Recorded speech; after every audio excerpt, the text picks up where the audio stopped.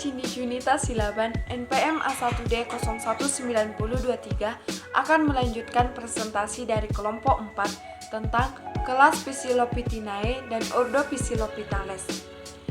Kelas Psilopitinae memiliki ciri-ciri. Yang pertama, daun kecil atau mikrofil. Yang kedua, batang bercabang dikotomi. Yang ketiga, tidak memiliki pembuluh pengangkut. Yang keempat, cabang batang mengandung mikrofit dan sekumpulan sporangium. Yang kelima, sporofit menghasilkan satu jenis spora atau disebut dengan homospora. Yang keenam, gametofit tidak memiliki klorofil dan mengandung antheridium dan archegonium. Yang ketujuh, habitat tumbuhan paku purba dapat ditemukan pada daerah tropis dan subtropis. Yang kedelapan adalah kelas Psilopitinae dapat dibedakan menjadi dua ordo, yaitu ordo Psilopitales dan ordo Psilotales. Ordo Psilopitales disebut juga dengan tumbuhan paku telanjang. Paku telanjang merupakan tumbuhan paku yang paling rendah tingkat perkembangannya dan yang paling sederhana. Tumbuhan yang tergolong dalam bangsa ini termasuk tumbuhan darat yang tertua dan telah ditemukan dalam lapisan-lapisan bumi yang amat tua, dan pada saat itu belum ditemukan sisa-sisa lumut. Dan pada zaman karbon, tumbuhan ini telah punah dengan ciri-ciri belum berdaun dan belum berakar, tetapi batang telah mempunyai berkas pengangkut dan bercabang-cabang menggarpu dengan sporangium terletak pada ujung cabang-cabang tadi.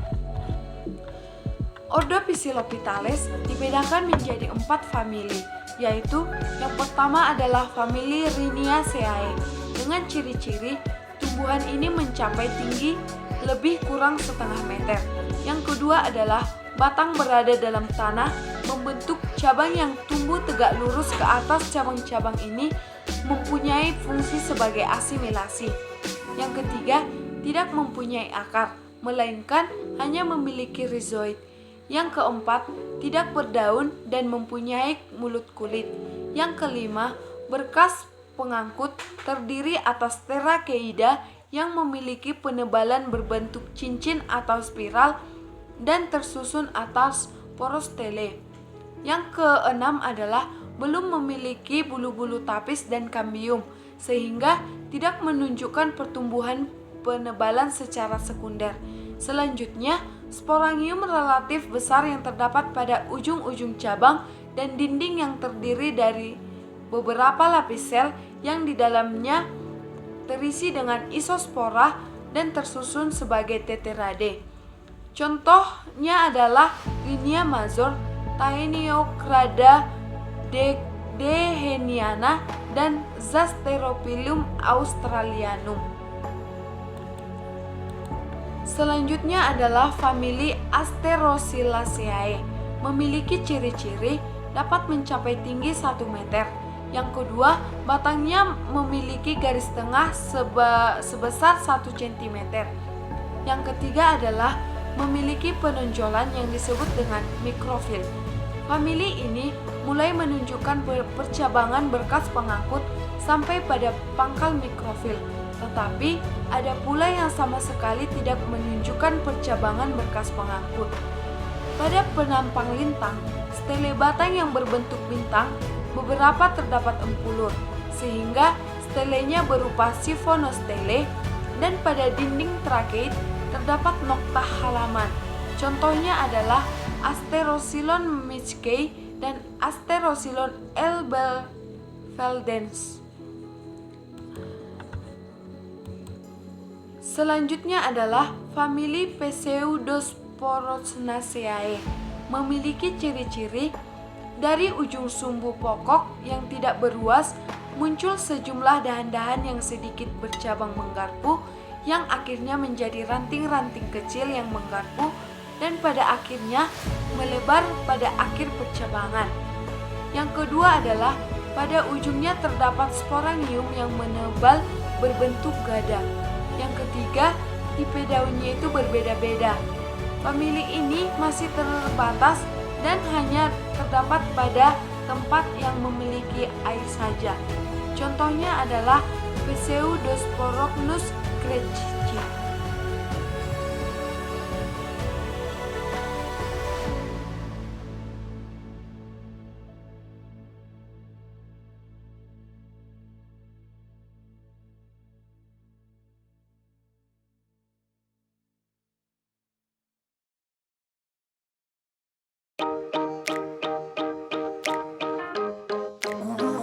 Assalamualaikum warahmatullahi wabarakatuh. Saya akan menjelaskan materi selanjutnya, yaitu tentang struktur sel tumbuhan, bangsa Physolotales dan kelas Lycopodidae. Yang pertama yaitu bangsa Physolotales. Bangsa Physolotales yaitu memiliki ciri-ciri umum. Yang pertama, tumbuhan ini sama sekali tidak berakar, hanya mempunyai tunas-tunas tanah dengan rizoid.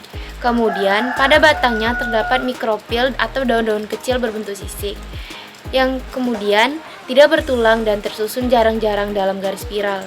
Selanjutnya, Crotalium. Paku ini telah diketahui besarnya hanya beberapa sentimeter saja, berbentuk silinder dan bercabang serta tidak berwarna. Kemudian, hidup dalam tanah, bersimbiosis dengan cendawan mycorrhiza. Salah satu contoh dari spesies bangsa Physolotales yaitu Physilotum nudum, yang mana Kingdom Plantae, divisi Trachyophytes, kelas Polypodiopsida, ordo Physolotales, famili Physolothaceae, genus Physilotum. Selanjutnya kelas Lycopodidae.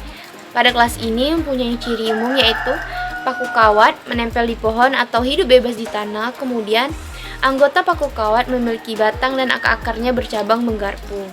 Selanjutnya, daun pada tumbuhan paku kawat berukuran kecil dan tersusun rapat. Sporangium pada sapropil yang tersusun membentuk strobilus pada ujung batang. Contoh dari kelas Lycopodidae yaitu Selaginella sp. Taksonominya yaitu Kingdom Plantae, divisi Lycophyta, kelas Lycopsida, ordo Selaginellales, famili Selaginellaceae, genus Selaginella, dan spesies Selaginella sp. Baiklah, terima kasih. Saya kembalikan ke moderator. Assalamualaikum warahmatullahi wabarakatuh. Perkenalkan, nama saya Sela Astina, NPM A1D0190003 dari Prodi Pendidikan Biologi semester 3. Nah, di sini saya akan menyampaikan divisi Pteridophyta, kemudian dari kelas Equisetinae, dan melanjutkan presentasi dari teman-teman sebelumnya. Nah, dari kelas Equisetinae ini, anggota dari kelas ini yang sekarang masih ada umumnya berupa ternak yang menyukai tempat-tempat lembab. Terkadang dalam jumlah besar dan bersifat dominan dalam komunitas tertentu.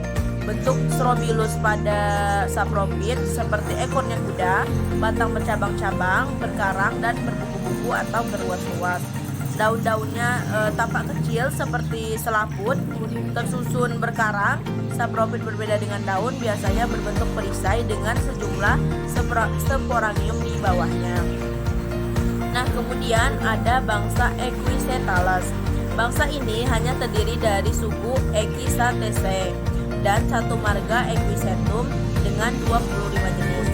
Tumbuh sebagian di darat, sebagian di rawa-rawa, memiliki semacam rimpang yang merayap dengan cabang yang berdiri tegak. Pada buku-buku batang terdapat suatu karangan daun serupa selaput atau sisik. Berbentuk runcing, mempunyai satu berkas pengangkut. Nah, beberapa jenis dari tumbuhan ini mempunyai sebagian batang yang tetap steril dan banyak bercabang. Dan cabang-cabang ini tersusun dalam karangan. Sel-sel epidermis batang mengandung zat kersik pada dinding yang sebelah luar. Oleh sebab itu, abu batang tumbuhan ini dapat digunakan sebagai penggosok. Nah, beberapa contoh jenis paku yang ada di Indonesia yaitu antara lain Equisetum anii, Equisetum ramosisunum, dan di Eropa ada Equisetum arvens dan Equisetum pratense. Nah, seperti yang telah saya sebutkan sebelumnya, teman-teman, di sini ada contoh-contoh gambarnya, kita bisa lihat sendiri. Ada Equisetum ramosisunum, teman-teman bisa lihat sendiri gambarnya seperti di atas. Kemudian ada Equisetum pratense dan ada Equisetum arvens. Nah, kemudian dari suku ini juga ada golongan yang telah punah, yaitu suku Calamitaceae. Nah, jadi warga suku ini banyak tumbuh dalam zaman Paleozoikum, teristimewa dalam zaman karbon. Jenis tumbuhan ini dari suku ini mempunyai habitus yang sangat menyerupai paku ekor kuda, tetapi biasanya berbentuk pohon, jarang sekali berupa ternak. Nah, di antara pohon-pohon ini ada yang mencapai tinggi 30 meter dan garis tengah batang 1 meter dan cabang-cabang yang tersusun berkarang. Di sini disajikan contohnya yaitu Asterophyllus longiculus. Nah, baiklah teman-teman, cukup sekian presentasi dari saya. Semoga bermanfaat dan akan dilanjutkan oleh teman saya selanjutnya. Saya akhiri. Wassalamualaikum warahmatullahi wabarakatuh. Assalamualaikum warahmatullahi wabarakatuh. Perkenalkan, nama saya Sibara Nasuha, NPM A1 DN 019037.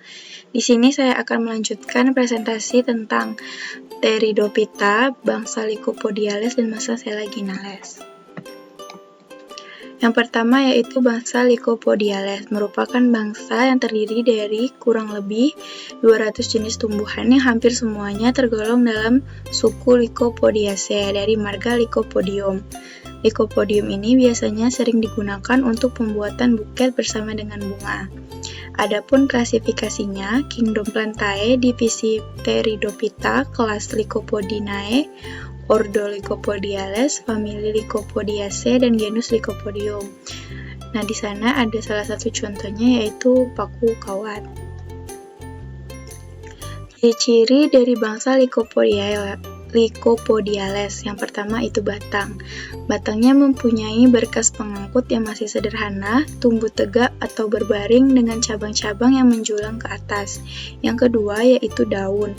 Daunnya berambut, berbentuk garis atau jarum. Dianggap homolog dengan mikrofil Psilophytinae dan hanya mempunyai satu tulang yang tidak bercabang. Akarnya biasanya bercabang-cabang menggarpu. Contoh spesies dari Lycopodinales ini ada Lycopodium serratum, banyak ditemukan di daerah hutan tropis dan subtropis.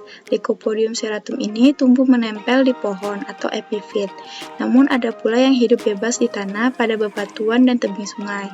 Yang kedua yaitu ada Lycopodium cernum. Dikenal dengan nama paku kawat karena batangnya yang kecil menjalar, kaku seperti kawat. Batang tersebut bercabang-cabang tak beraturan, daunnya kecil dan tumbuh rapat menutupi batang. Banyak dimanfaatkan sebagai rangkaian bunga. Yang ketiga yaitu ada Lycopodium plekmaria. Jenis ini mudah dibedakan dari jenis lainnya karena daunnya kasar, berbentuk bulat dengan ujung yang runcing. Selanjutnya yaitu ada bangsa Selaginales. Bangsa Selaginales ini hanya terdiri atas satu suku yaitu Selaginellaaceae dengan satu marga Selaginella yang meliputi kurang lebih 700 jenis. Habitatnya dalam beberapa hal menyerupai Lycopodinae. Ada jenis yang berukuran kecil mirip dengan lumut hati, yang berdaun dan tumbuh di antara tumbuhan lumut, sehingga dinamakan juga dengan paku lumut. Adapun klasifikasinya yaitu Kingdom Plantae, divisi Lycopodiophyta, kelas Lycopodiopsida, ordonya Selaginelles, familinya Selaginellaceae, dan genusnya Selaginella. Ciri-cirinya yaitu di dekat percabangan batang terdapat alat tambahan yang dinamakan dengan rhizofora atau pendukung akar. Nah, rhizofora ini berbentuk seperti batang tetapi tidak berdaun, tumbuh ke bawah menuju tanah dan pada ujungnya tumbuh akar. Daun-daunnya kecil tersusun spiral atau berhadapan pada batang. Bagian sisi atas daun terdapat sisik yang dinamakan dengan ligula yang berfungsi sebagai alat penghisap air. Nah, Selaginella ini bersifat heterospor. Contoh dari Selaginella itu ada Selaginella caudate. Ini dapat hidup pada berbagai iklim dan tipe tanah. Nah, Selaginella caudate ini memiliki portalium yang amat kecil yang merupakan suatu bulir tunggal atau bercabang. Biasanya berbentuk radial, sporanium membuka dengan mekanisme kohesi. Yang kedua yaitu ada Selaginella plana. Habitat ini merupakan jenis paku tanah yang mana tumbuhan paku jenis ini tumbuh pada batu-batuan atau tebing sungai, menyukai kelembapan. Rimpangnya menjalar pada permukaan batuan dan akar-akarnya masuk ke celah-celah batu. Nah, jenis yang lainnya yaitu ada Selaginella wildenowi atau rene halus. Ini termasuk paku yang daunnya berukuran kecil. Pada umumnya entalnya berwarna hijau, tetapi dalam keadaan tertentu, misalnya di tempat yang teduh, akan berubah menjadi warna biru. Entalnya berbentuk bulat lonjong, kecil, kaku, menggerombol di ujung batang sehingga menutupi batang. Nah, itu saja materi yang dapat saya sampaikan.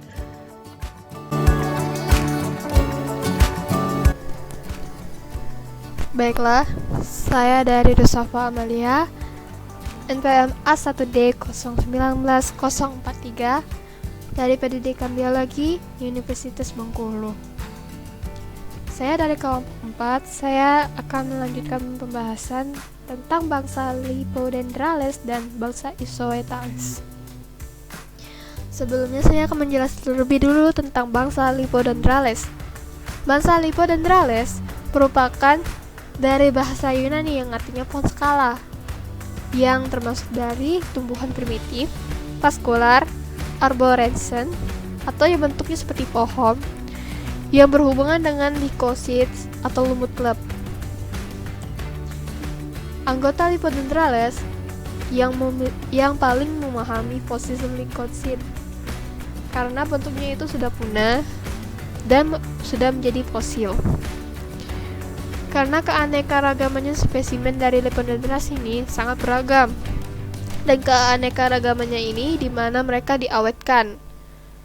Di distribusi ekstensif spesimen Lipodendrales serta kelestariannya memberikan pengetahuan yang sangat rinci kepada ahli polietap tentang biologi reproduksi raksasa rawa batu bara. Perkembangannya pun vegetatif dan perannya dalam paleoekosistem mereka. Adapun ciri-ciri dari Lipodendrales. Ciri-ciri yang pertama adalah Lipodendrales memiliki xilem sekunder. Dan perkembangannya peristem yang luas, korteks dengan 3 zona, yaitu pelengkap mirip akar atau dikenal dengan akar stigmaria dan tersusun dalam pola spiral.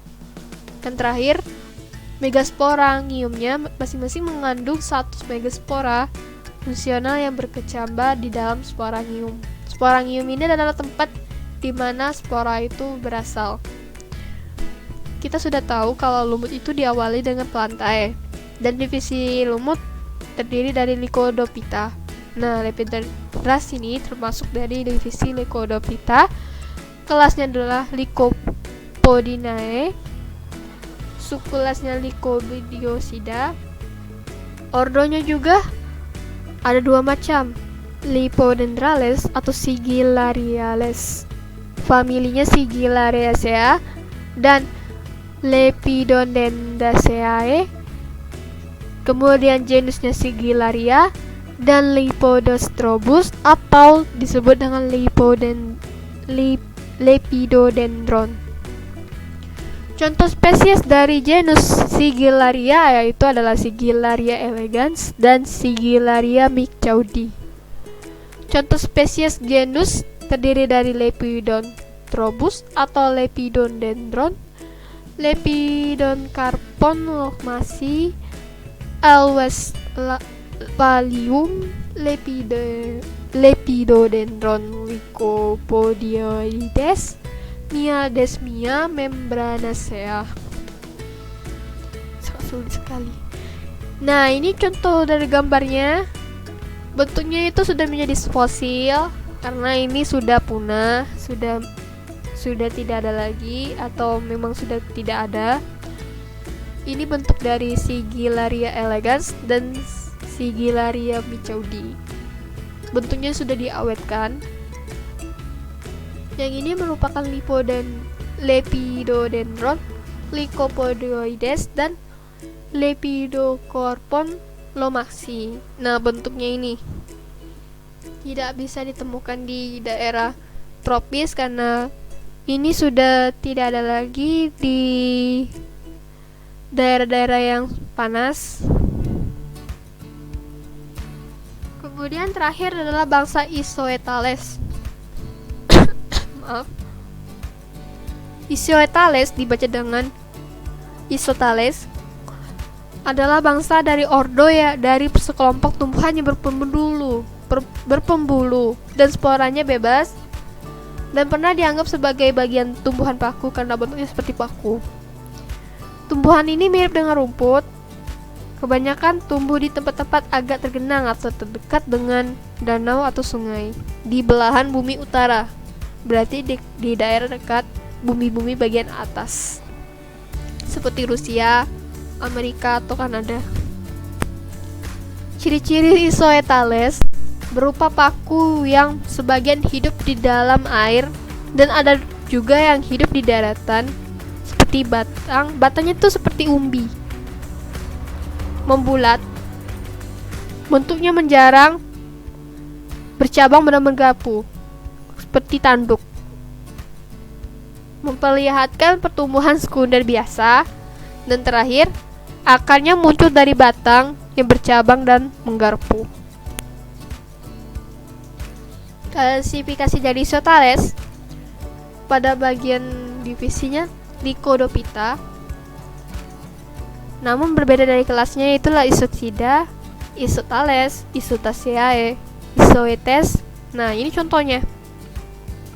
Pada ordo ini hanya memiliki satu genus, Isoetes lacustris, Isoetes echinospera, Isoetes duvieri.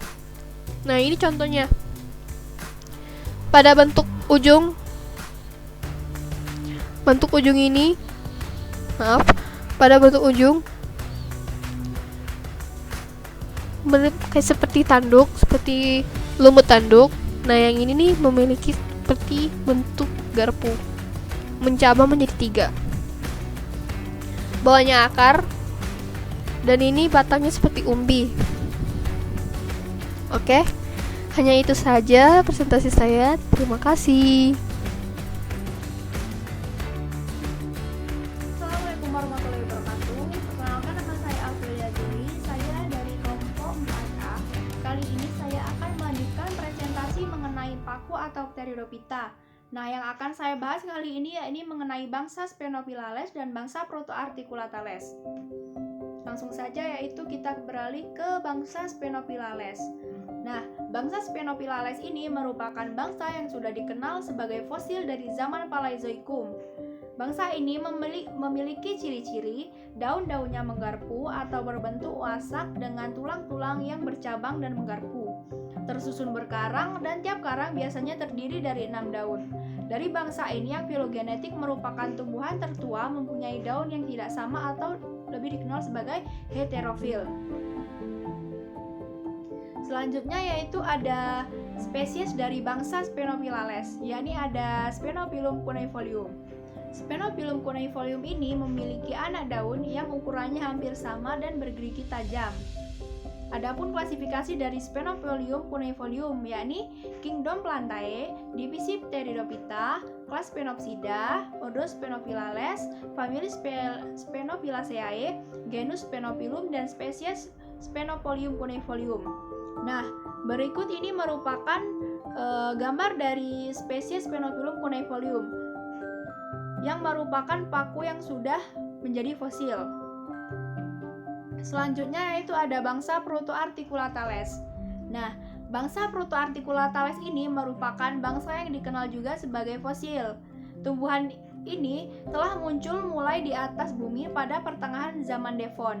Di antaranya yang paling terkenal adalah anggota Margarinia, berupa semak-semak kecil yang bercabang-cabang menggarpu, daun-daun tersusun berkarang tidak beraturan, helaian daun sempit, berbagi dan menggarpu, saprofil tersusun dalam suatu bulir, tetapi saprofit itu belum berbentuk perisai, melainkan masih bercabang-cabang, menggarpu tidak beraturan dengan sporangium yang bergelantungan.